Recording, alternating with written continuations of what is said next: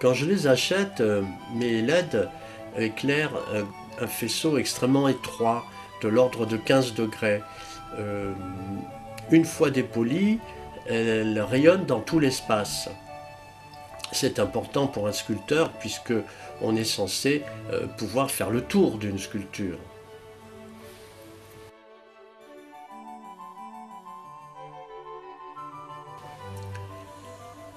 J'ai appelé mes sculptures les Luchrones. Bon, Lux pour la lumière, Chronos pour le temps. Et en plus de la lumière et du temps qui font que ces sculptures sont vivantes en fait, elles sont variables, j'ai utilisé énormément depuis le début le hasard.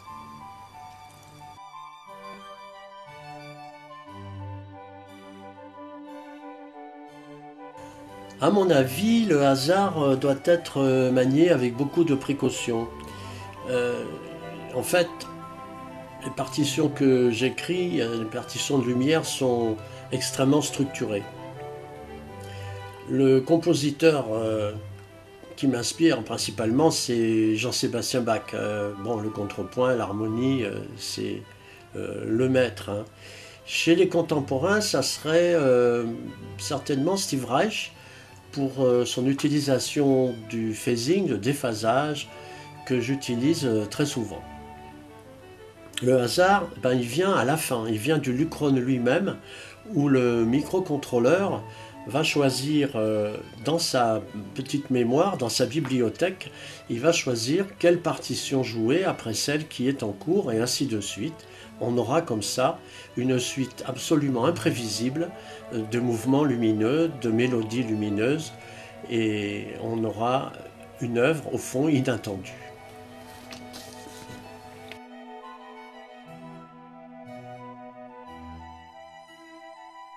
Le petit film montre la réalisation d'un Lucrone et surtout c'est la réalisation d'un de mes premiers Lucrones solaires. Et bien entendu, pour moi, le fait de se passer du cordon électrique de l'alimentation dans le mur, c'était un fil à la patte en moins. C'est un pas vers l'autonomie. Et l'autonomie, quand on utilise l'énergie solaire, bien sûr, elle est là, mais elle est très variable, cette énergie. S'il fait beau, on en a beaucoup. Si le temps est couvert, on en a moins.